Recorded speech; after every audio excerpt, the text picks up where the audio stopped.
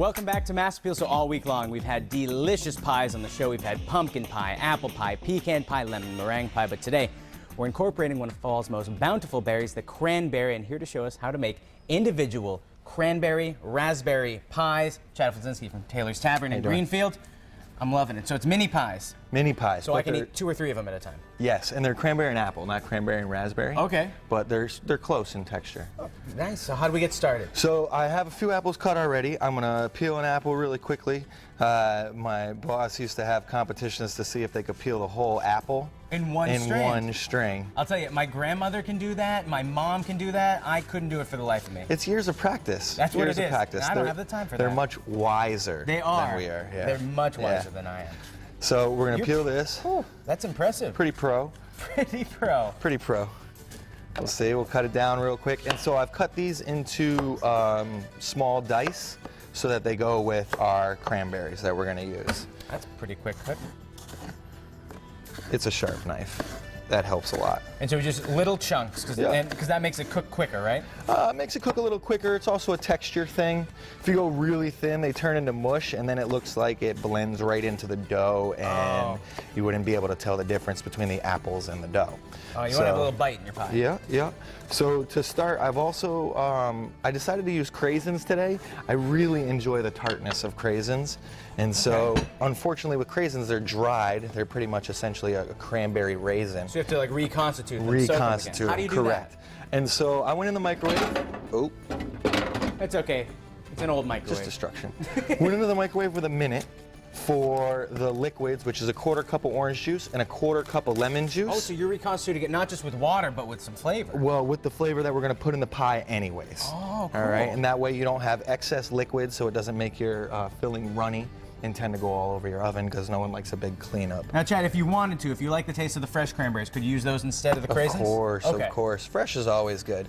And so we're going to go a 1/4 tablespoon of cinnamon, an 1/8 tablespoon of nutmeg, 2 cups of sugar. Nice. I have found people that like to use Splenda as well to cut the sugar content down, so that also works. What about brown sugar? Can you put that in there? You could put a little bit of brown sugar in there. Does it get too sticky? It gets really sticky. I probably wouldn't go all brown sugar, but a 50-50 mixture might be okay.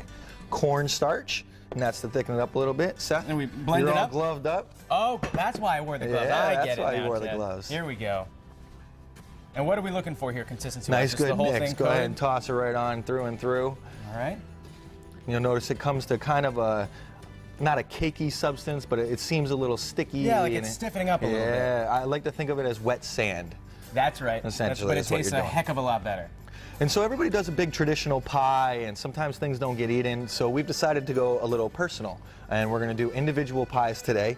And to cut down on our prep time, I've decided to use puff pastries, because I think that they come out really, really nice. You can't mess up a puff pastry. It's already, the work's already done for you. Correct, correct. So you set it all in there. Then we're going to take a little bit of filling. We're going to add them right into the middle here. Now my problem's overstuffing, but with a pie, because things are going to cook down, you want to overstuff a little bit, right? We're going to overstuff a little bit. Fortunately, these are going to bake up really nice. So I bring the corners together. Okay. Like this. And you pinch it? Just pinch it and set it right down. And so the seams along the line are going to stay open.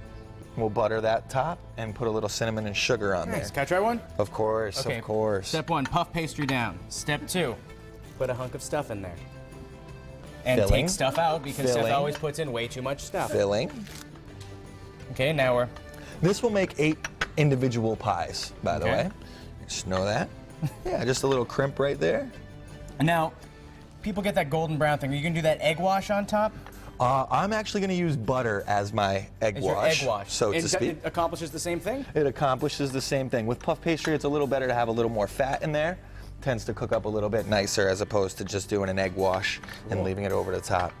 There we are. This one's a little plump. I'll take this one. Ashley can have that one. You're going to have that one? Oh, of course. Okay. And so I like to use room temperature butter, nice and softened. Oh, you didn't melt it all the way down? No, didn't melt it all the way down. And you just brush the top of it a little bit so you can see the butter content on there.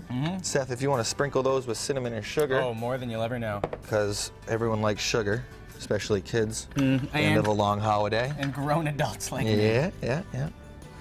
Here we are. Oh, yeah.